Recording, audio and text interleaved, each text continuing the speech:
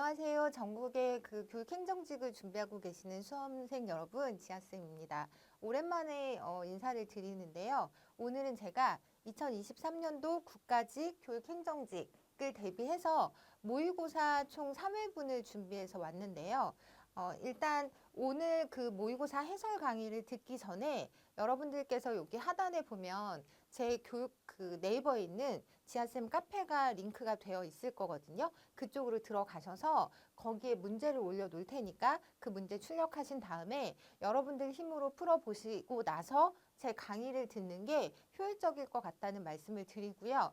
제가 총 3회분의 문제를 준비했는데 모의고사를 이제 문제를 출제하면서 제가 가장 신경 쓴 부분 중에 하나가 난이도였거든요. 그래서 그 작년에 교육학개론 과목이 필수 과목이 되면서 난이도랑 관련해서 이제 많은 분들이 관심을 가졌었는데 결과적으로 보면 이제 제가 총평에서도 말씀을 드렸던 것처럼 여러분들께서 꾸준히 전체적인 내용을 공부를 하신 분들이라면 수월하게 풀 수 있었을 문제들이 대거 출제가 됐다라고 제가 그때도 말씀을 드렸고요. 그래서 이번 모의고사 문제 역시 작년에 나왔던 문제의 난이도와 유사한 수준에서 여러분들이 공부를 그러니까 뭐 아예 안 한 게 아니라 전체적인 그 얼개 안에서 빠짐없이 쭉 훑어보셨다면 특히 뭐 제가 기본 강의 때도 말씀드렸지만 그 교육학개론 앞에 있는 그 목차에 나와 있는 내용들에 대해서 특징들을 숙지하고 계셨다면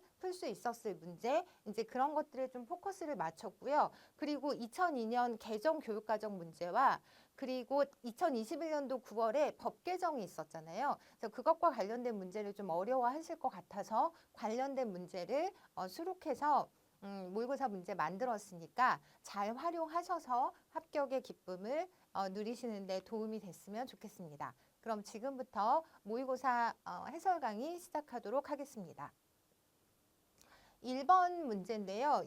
도산 안창호의 교육활동에 해당하는 것은 이라고 물어보고 있는데 제가 이제 해설 강의도 마찬가지로 진행을 할 건데 키워드 위주로 좀 빠르게 진행을 할 거고요. 그리고 여러분들이 그 시험을 보러 가셔서 그 100문제를 100분 안에 푼다고 이제 해야 되는 거잖아요. 그러다 보니까 교육학 문제를 좀 빨리 풀어서 이제 다른 문제를 푸는 시간으로 이제 활용할 수 있는 부분도 좀 중요하다고 생각을 하고 그리고 정해진 그 시간 안에 문제를 빨리 풀 수 있는 방법들이 여러분들이 갖고 있는 그 지식만큼이나 중요하다고 생각을 하기 때문에 해설 강의 자체도 좀 빠르게 키워드 위주로 정리를 하면서 진행을 하도록 하겠습니다. 일단 여러분들이 도산 안창호의 교육활동이라는 이제 문제를 만나시면 꼭 기억하셔야 되는 게 점진학교를 설립했고 두 번째로 이 점진학교의 특징은 남녀공학 형태로 운영되었다. 이 두 가지를 꼭 기억하시면 될 것 같고요. 그래서 이 문제는 2번 문제.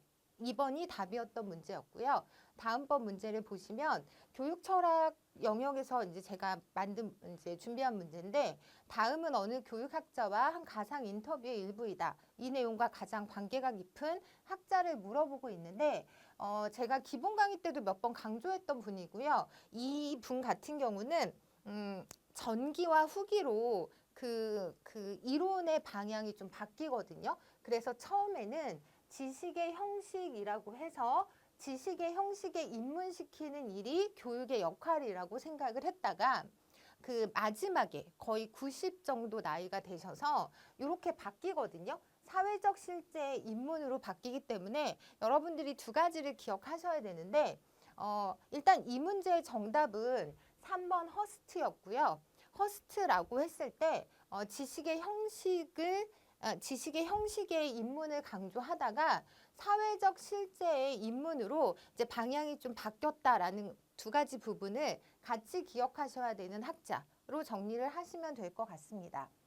그리고 3번 문제를 볼 건데 3번 문제는 이제 요즘에 우리가 실존주의 교육이 많이 출제가 됐었잖아요. 그래서 실존주의 교육에서 강조되지 않는 것은 이라고 물어보는데 이런 문제 같은 경우는 사실은 여러분들이 실존주의 교육을 모른다고 하더라도 보기 안에서 좀 찾아볼 수 있는 능력 이런 게 좀 있으면 좋을 것 같아요. 그래서 1번부터 4번까지 보기를 좀 보시면 이번에 나와 너의 인격적 만남이라든가 인문학 및 예술 영역의 교과, 인간의 비연속적 형성 가능성을 이렇게 묶으실 수 있어야 되고요. 교육 방법의 체계화가 좀 다른 성격의 내용이다라는 짐작을 하실 수 있을 거라고 생각을 하거든요.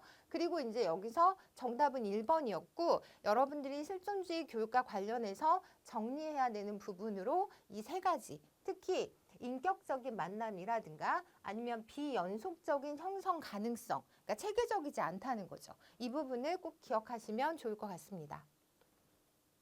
4번 문제는 그 교육과정 영역에서 출제가 된 문제고요. 타일러의 교육 목표에 관한 주장들로만 묶인 것은, 그래서 교육과정에서 타일러의 교육 목표 그 설정 이런 부분들이 되게 중요하잖아요. 그래서 그것과 관련된 문제인데 보시면 당연히 기억처럼 교육 목표의 기초에서 교육 경험을 선정 조직해야 한다. 요거는 맞는 내용이고요. 그리고 지금 니은에서 교육 목표를 인지적 영역, 정의적 영역, 심동적 영역으로 구분시켜야 한다라고 이제 얘기를 했는데 요거는 여러분들도 아시는 것처럼 블룸에 해당되는 내용이고요. 디귿은 타당한 교육 목표 설정을 위해서 계속성, 계열성, 통합성의 원리를 준수해야 한다. 물론 계속성, 계열성, 통합성의 원리를 중요시한 거는 맞아요. 그런데 이거는 타당한 교육 목표 설정을 위해서가 아니라 그 교육 내용의 조직을 위해서 선정 및 조직을 할 때 계속성, 계열성, 통합성을 중요하게 생각해야 된다라고 정리를 하시면 되고요.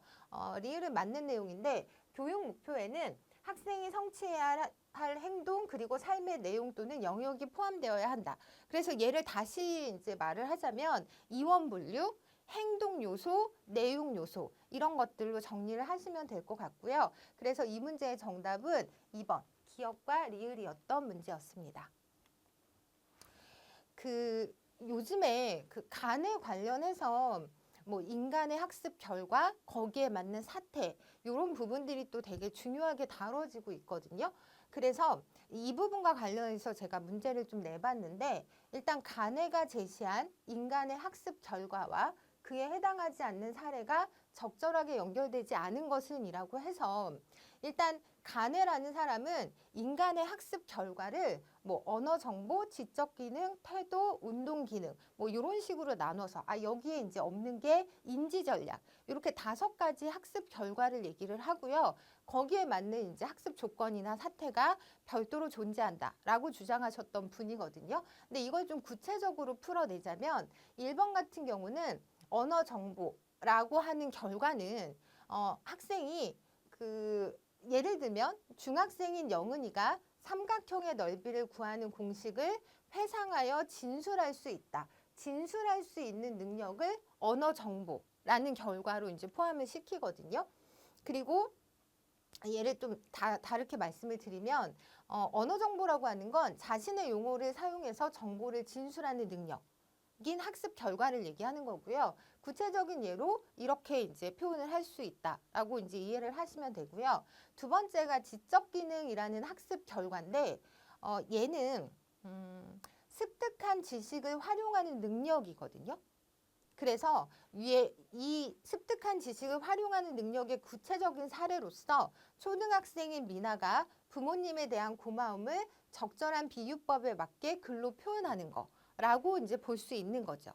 그리고 세 번째 태도라고 하는 건데 이 태도는 가치관, 선호도가 들어가는 개념이어서 특정한 방식으로 행동하는 것을 선택하는 것을 얘기하거든요. 그래서 사실 여기서 나오는 예시는 적절하지 않다.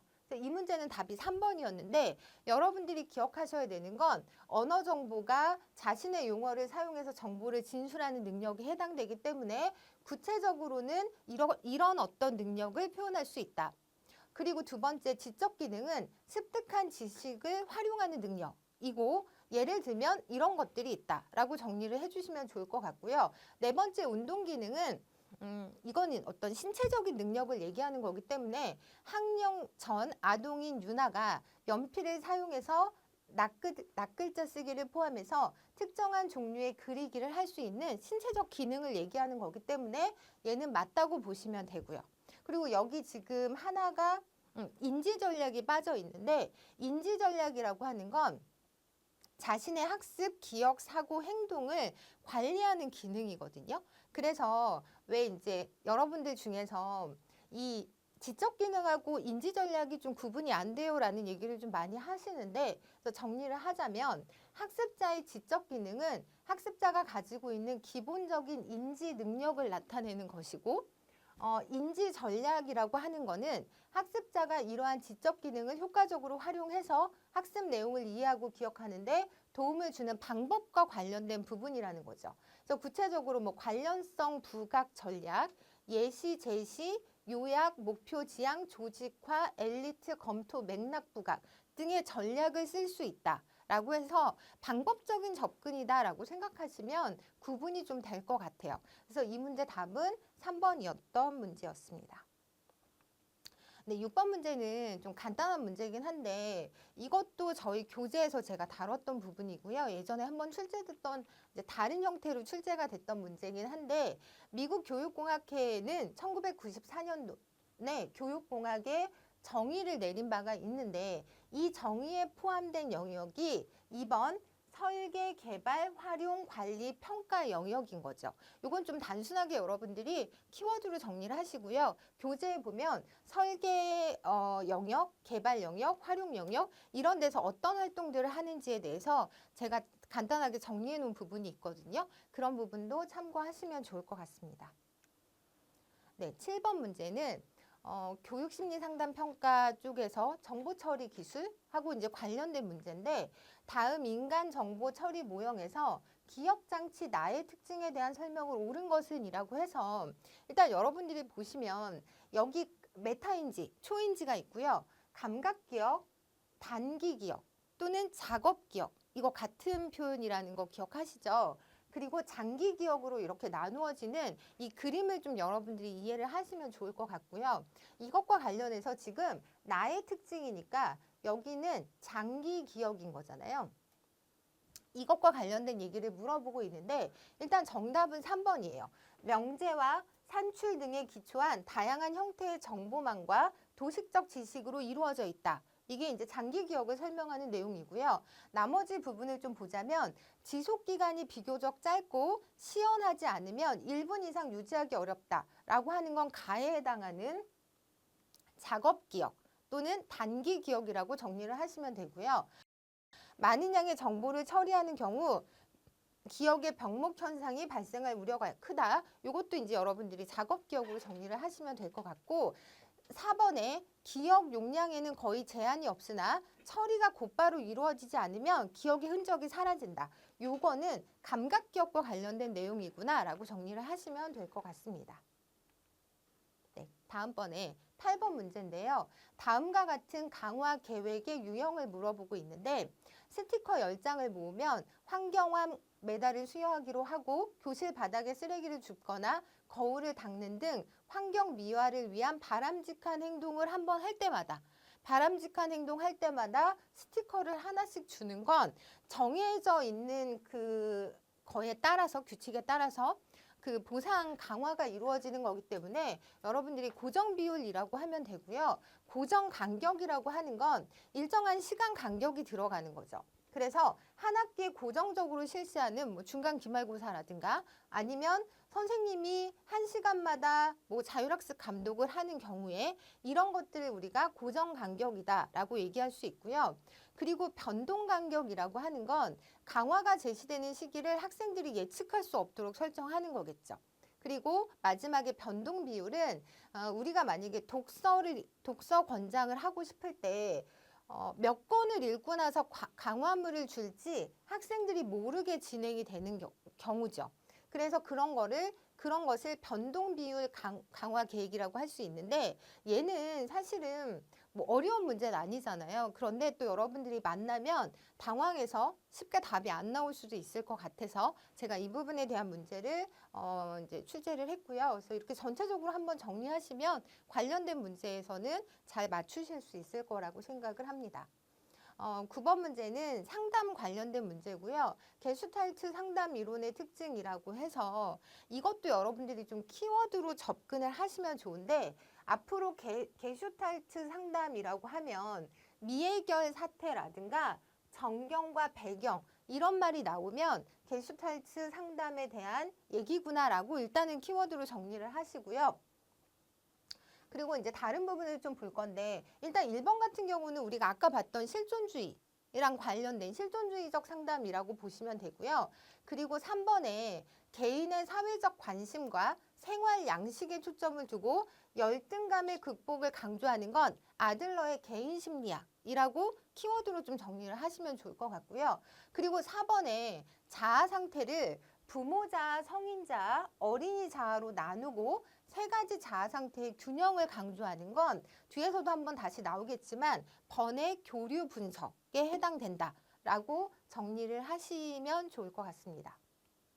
네, 이제 10번 문제인데 사실 최근에는 요것과 관련된 문제가 나오지는 않았었어요. 그런데 예전에 뭐 2013년 뭐 그 전후로 해서는 이것과 관련된 문제들이 많이 나왔고 그리고 여러분들이 당연히 요 정도는 하고 계셔야 될 것 같아서 알고 계셔야 될 것 같아서 제가 이제 문제로 포함을 시켰는데 Z점수, 뭐 T점수 이런 원리를 좀 알고 계시면 쉽게 풀 수 있는 문제거든요. 그래서 같이 한번 보도록 할게요. 어떤 학급에서 학생들의 시험 점수가 평균 70점, 표준 편차 10점인 정상 분포를 나타낼 때 다음 중 성적이 가장 높은 학생은? 이라고 물어보고 있는데 얘는 이렇게 여러분들이 정규 분포를 염두에 두시고요. 이게 지금 정규 분포 곡선이잖아요. 그럼 우리가 여기를 평균이라고 보는 거거든요. 평균이라고 보고 요만큼이 뭐냐면 얘가 1표준 편차라고 생각을 하시면 돼요. 그래서 1표준 편차 여기 다 여기도 1이고 1이고 그럼 요만큼은 2표준 편차만큼 떨어져 있는 거잖아요. 이제 그렇게 좀 정리를 하신 다음에 일단 원점수가 이거는 지금 우리가 점수를 비교하는 거기 때문에 1번은 그냥 원점수 50점이라고 준 거고요. 2번을 좀 찾아볼 건데 Z점수가 1이라고 하는 건 우리가 Z점수를 구할 때는 이게 편차거든요. 물론 다 알고 계시겠지만 편차분의 점수에서 평균을 빼는 거예요. 그러면 지금 얘가 1이 나왔다는 거잖아요. 그럼 지금 여기서 편차가 10점이면 여기도 10이 나와야 되는 거죠. 그래서 1이 나온 거니까 그러면 지금 점수는 모르지만 평균은 70인 거니까 여기 점수가 80점이구나 라는 걸 여러분들이 알 수 있어요. 그래서 일단은 50보다는 80이 높구나라고 생각하시면 되고요. 그리고 여러분들이 사실 Z점수랑 T점수 구하는 공식은 요거는 알고 계셔야 되거든요. 그래서 요거는 기억을 하시고 그 다음에 T점수는 Z점수가 마이너스 값을 나타내기 때문에 비교를 좀 간단히 하기 위해서 양의 값으로 바꿔놨다라고 생각을 하시면 되고요. 그래서 T점수가 50점이라고 하는 건 이 부분이 0이라는 얘기잖아요. 그러면 Z점수가 0이란 얘기인데 다시 Z점수가 아니라 G점수로 다시 넘어가면 얘가 0이려면 이 값이 0이어야 되잖아요. 그러면 평균과 점수가 같다는 얘기잖아요. 근데 여기 지금 평균이 70이었으니까 여기서는 원점수가 70점이겠구나 라고 생각하시면 되고요. 그리고 100분의 50은 당연히 평균, 정규 분포 상에서는 100분이 50이라는 건 평균을 가리키는 거기 때문에 여기서는 평균 점수랑 같아서 70점이다라고 생각하시면 되죠. 그래서 보면 지금 여기는 50, 70, 70 그래서 답은 2번이었던 문제. 요 뒤에 지점수 관련해서 제가 한 번 더 출제를 했거든요. 그래서 그 다른 모의고사에서 제가 출제를 했는데 그때 다시 한번 보시고요. 여러분들이 이 그림 좀 이해하시고 그리고 지점수, T점수 구하는 공식 정도는 좀 아셨으면 좋겠고요. 그리고 지점수 1이라고 하는 건 1표준 편차의 거리에 있는 것을 말하는 거고 지점수가 0이라고 할 때는 평균 점수와 같을 때를 나타낸다. 정도는 기억하셨으면 좋겠습니다. 네, 그리고 11번인데 드리븐하고 관련해서 예전에 그 국가직 문제에서는 출제가 됐었는데 최근에 좀 안 나왔어요. 그래서 제가 뭐 뒤르겜 파슨스와 함께 구조기능론에서 드리븐도 중요하다라고 해서 기본 교재에도 포함을 시켰는데 드리븐의 학교 사회화 내용 중 다음에 가로에 해당하는 것은 이라고 해서 학년이 높아짐에 따라 흥미와 적성에 맞는 분야의 교육에 집중함으로써 학생들이 학습하게 되는 것. 이를 통해서 이제 사회화가 되는 부분은 1번 특정성이라고 고르시면 되고요. 이게 2011년도 국가직에 나왔던 문제인데 제가 교재에 있는 부분을 그대로 따왔거든요. 그래서 그때는 어떻게 나왔냐면 드리븐이 주장하는 현대사회에서 요구되는 핵심적인 4가지 규범 중 여기에 해당되는 것은 이라고 해서 부정행위를 했거나 표절했을 때 제재를 받는다는 사실을 통해서 그러니까 본인이 책임을 지는 거잖아요. 이 규범에 적응함으로써 학생들은 자신들의 행위에 대해 개인적으로 책임져야 한다는 것을 깨닫게 된다라고 해서 얘가 독립성이었거든요.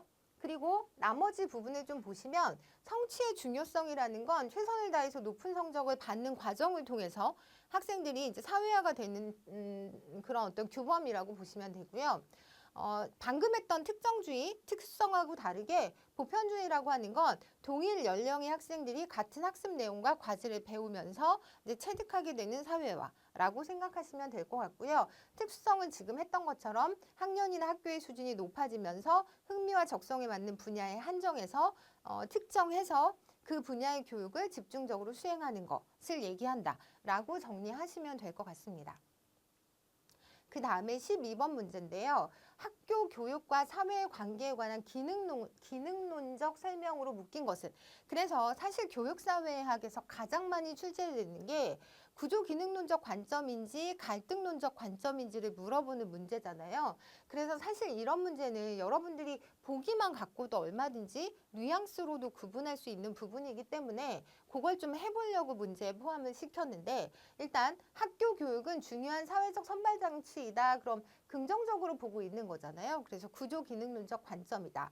학교의 교육과정을 통해 지배집단, 계층, 계급 뭐 이런 표현이 나오면 재생산 이러면 얘는 갈등론적 관점이고 부정적인 의미다라고 제가 말씀을 드렸고요. 세 번째는 개인의 사회적 지위 획득을 위한 집단 지위 경쟁의 장이다. 제가 요것 때문에 이 문제를 여기에 포함을 시켰는데 지위 경쟁 이론이 최근에는 출제가 되지는 않았었거든요. 그런데 되게 유명한 개념이잖아요. 그래서 지위 경쟁은 구조기능론도 아니고 갈등론도 아니고 이 2가지를 이제 합친 해석학적인 입장이면서 합리론적인 관점이다. 라고 이제 얘기를 할 수 있는데 여기서 여러분들이 기억하셔야 되는 건 기능론도 아니고 갈등론도 아닌 그냥 지위경쟁 이론이라고 하는 어떤 해석학적인 접근이다라고 생각하시는 게 좋을 것 같아요.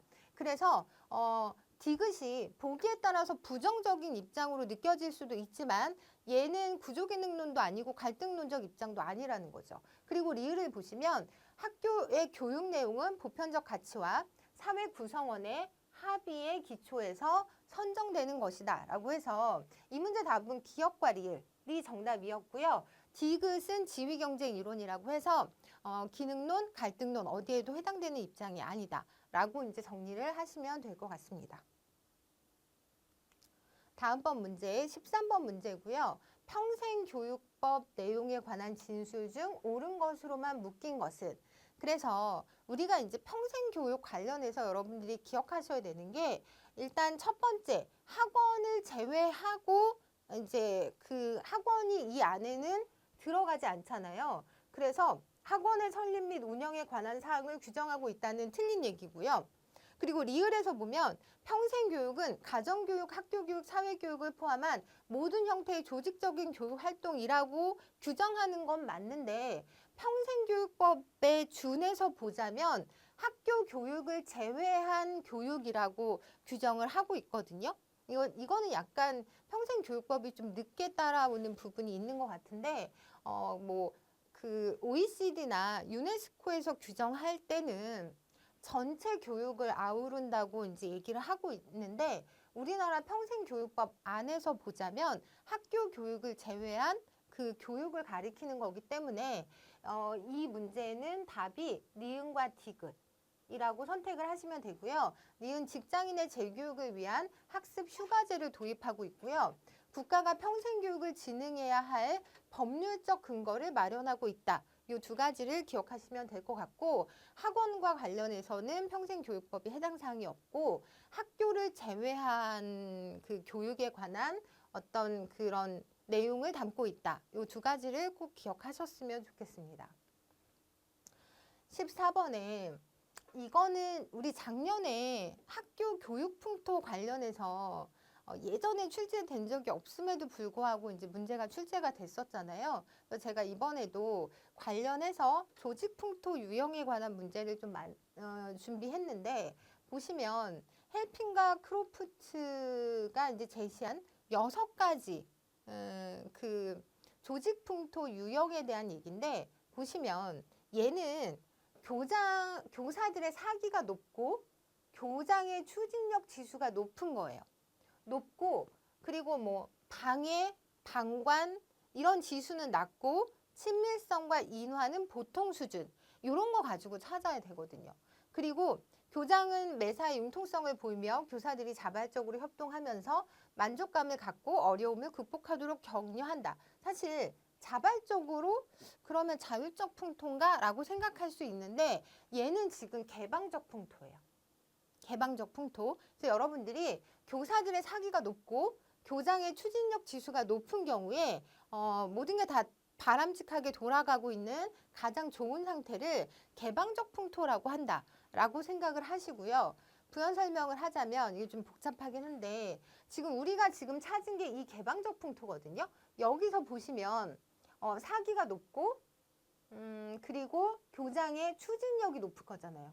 그 나머지는 다 중간이나 낮은 거거든요. 그래서 이 상태에서 보시면 가장 바람직한 풍토에 개방적 풍토가 나타난다 라고 보시면 되고, 우리가 아까 자율적 풍토라고 이제 좀 헷갈릴 수 있다고 말씀을 드렸는데, 여기서는 교장은 냉담하고 과업을 강조하지 않는 거죠.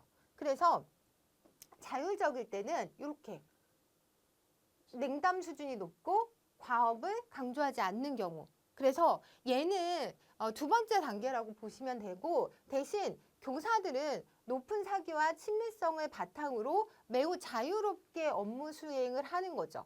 왜냐하면 교장이 과업을 강조하지 않고 냉담하기 때문에 교사들끼리 되게 자율적인 분위기로 이제 풍토가 조성이 된다라고 이해를 하시면 될 것 같아요. 그래서 한 요 정도, 그리고 나머지 시간 되시면 한번 보시면 좋을 것 같습니다.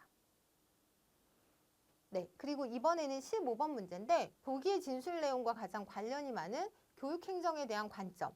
제가 이거는 왜 여기에 포함을 시켰냐면, 우리가 그 교육을 위한 행정, 그 다음에 뭐 그 교육을 위한 행정을 사실 다른 말로 조건 정비론이라고 부를 수 있다라는 걸 모르실 것 같아서 제가 여기에 포함을 시켰는데, 일단 교육을 위한 행정과 그냥 행정 그 자체, 전체 일반 행정 안에서의 그 행정을 위해서 존재하는 입장하고 되게 다르다라는 건 아실 거잖아요. 그러면 여기 내용은 지금 교육행정이 교육자와 학생 간에 이루어지는 교육활동을 지원하는 입장이잖아요. 그러니까 여기서는 행정이 중요한 게 아니라 교육이 중요한 거죠. 그러니까 교육을 위한 행정이라고 할 때 그것의 다른 이름을 조건정비론이라고 할 수 있다라는 부분을 놓치실까 봐 제가 포함을 시켰던 문제니까 참고하시면 될 것 같고요. 그리고 16번 문제는 요즘에 최근에 호손 실험, 호손 공장에서 있었던 실험. 얘가 되게 유명한 실험이잖아요. 그런데 최근에 이것과 관련해서는 직접적으로 문제가 출제가 되지 않은 것 같아서 제가 또 포함을 시켰는데, 호손 공장에서 일하는 근로자들을 대상으로 수행한 어떤 결과라고 하면 여러분들은 무조건 과학적 관리론과 반대되는 입장에서 인간관계론이라고 생각을 하셔야 되거든요. 그럼 여기 보시면 일단은 처음 이런 거는 지금 통제 과정을 거쳐서 이루어져야 된다. 얘는 이제 과학적 관리론의 입장일 거고요. 학교 행정관은 구성원의 참여를 보장하고 교직원의 사기와 인후화를 촉진해야 한다. 얘는 인간관계론적 입장일 거고 학교 행정관은 학교를 하나의 사회 체제로 파악해서 체제적 관점에서 접근하는 건 여러분들 그 이후에 나온 개념이잖아요. 그래서 그 과학적 관리론, 인간관계론, 그 다음에 체제론 이렇게 발전을 하는데 그래서 얘는 해당되는 내용이 아니고요. 학교의 비효율과 낭비를 제거하고 관리의 효율성을 극대화하기 위해서 학교 구성원 및 과업에 대한 체계적인 관리가 필요하다. 뭐 업무 분담이 확실해야 된다. 이렇게 나가는 건 과학적 관리론이기 때문에 이 문제는 2번이 정답이었던 문제였고요. 인간관계론을 이제 뭐 다른 말로 호손 실험의 결과로서 우리가 설명할 수 있는 것은 이렇게 말할 수 있다는 부분을 기억하시면 될 것 같아요. 17번 문제는 보기에 제시된 특징과 가장 관련이 많은 학교 조직에 대한 관점. 그 학교 조직과 관련해서 문제가 많이 출제가 되고 있잖아요. 그래서 보시면 학교 구성원들에게 더 많은 자유, 이것도 약간 키워드로 접근을 하셔야 되는데 자유재량권, 자기결정권이 있다 그러면 여러분들 무조건 이원 조직을 선택하시면 됩니다. 그러니까 자유재량, 자기결정권 뭐 이런 부분 그리고 보시면 뭐 환경 변화에 적응하기 위해 학교 조직에서 이질적인 요소들이 공존하는 것을 허용한다. 그래서 약간 이완된 느슨한 조직이다라고 생각하시면 될 것 같아요. 융통성, 유연한 측면이 좀 있다. 근데 어쨌든 키워드는 자유재량과 자기결정권을 부여한다라고 정리하시면 될 것 같습니다.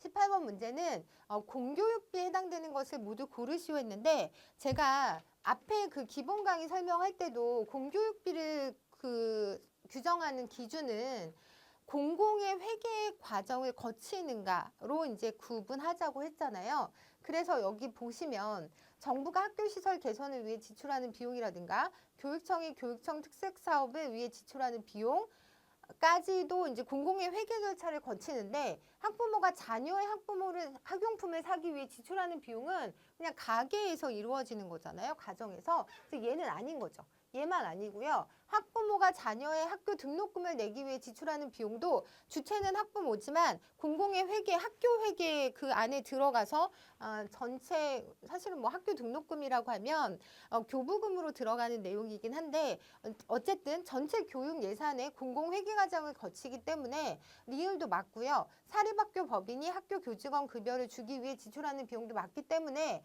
디귿을 제외한 3번이 정답인 문제였습니다.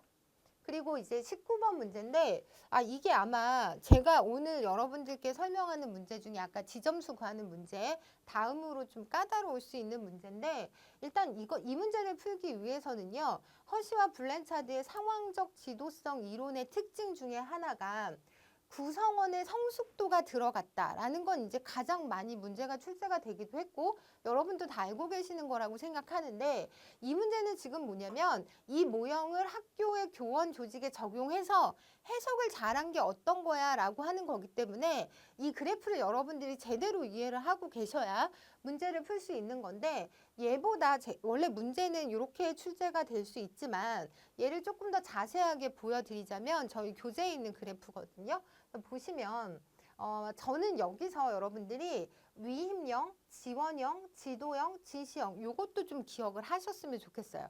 그런데 지금 얘가 가리키는 게 뭐냐면 이게 뭔가 가장 효율적인 것을 묶어놓고 나타내는 어떤 수치라기보다는 그냥 이거 자체가 어떤 얘기를 하냐면 문제를 풀면서 제가 말씀을 드릴 건데 예를 들어 4번 문제처럼 4번 보기처럼 교장이 과업 지향성을 중간 정도로 인간관계 지향성을 최고로 지을 때 교사들의 성숙 수준은 절정에 이른다. 뭐 이런 식으로 뭐 교사들의 성숙 수준을 나타내는 선이 아니라는 거죠.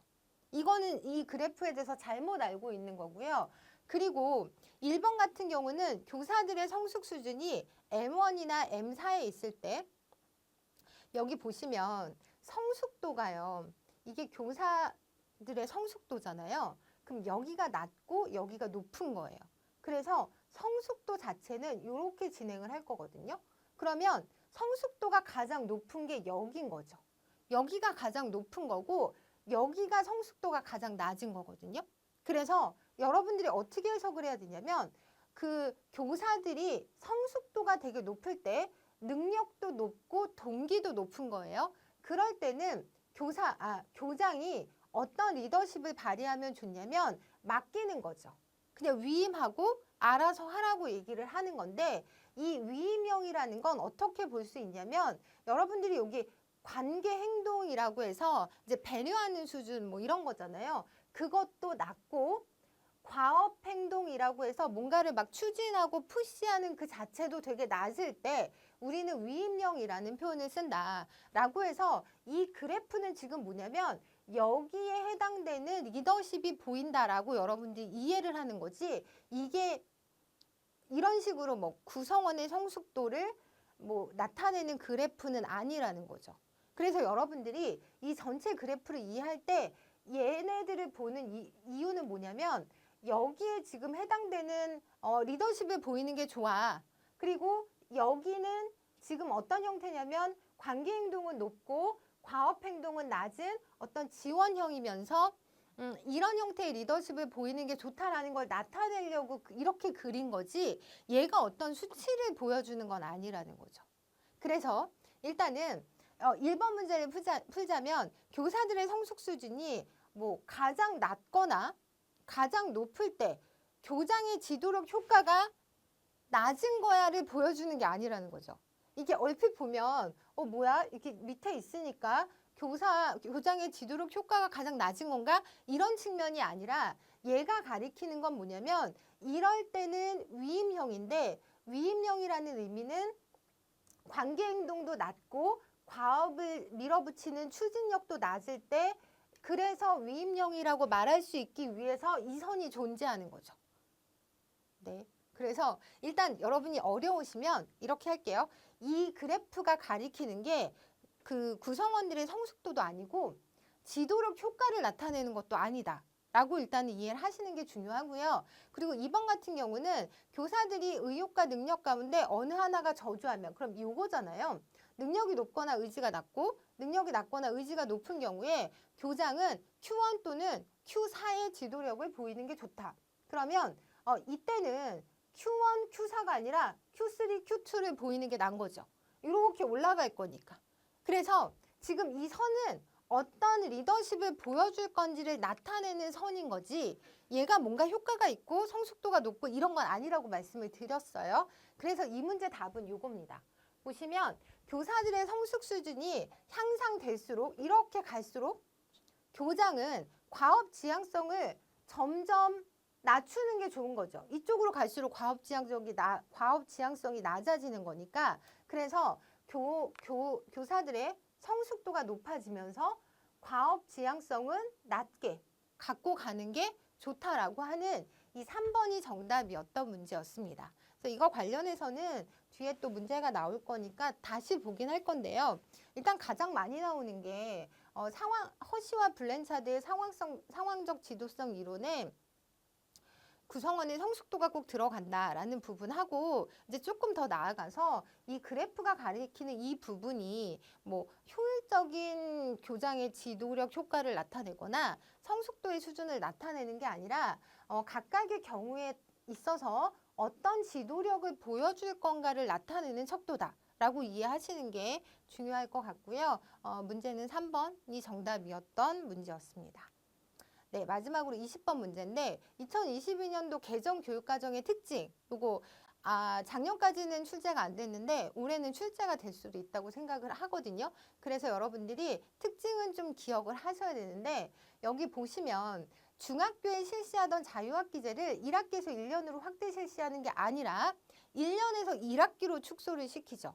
그래서 요거 여러분들이 꼭 기억하시고요. 이거는 확대가 아니라 축소 실시한다. 네, 요거 꼭 기억하시고요. 나머진 정답이니까 요거는 맞는 얘기니까 여러분들이 꼭 기억하셔야 되는데 학생들이 다양한 과목을 선택할 수 있는 고교 학점제는 얘기 많이 들어보셨죠.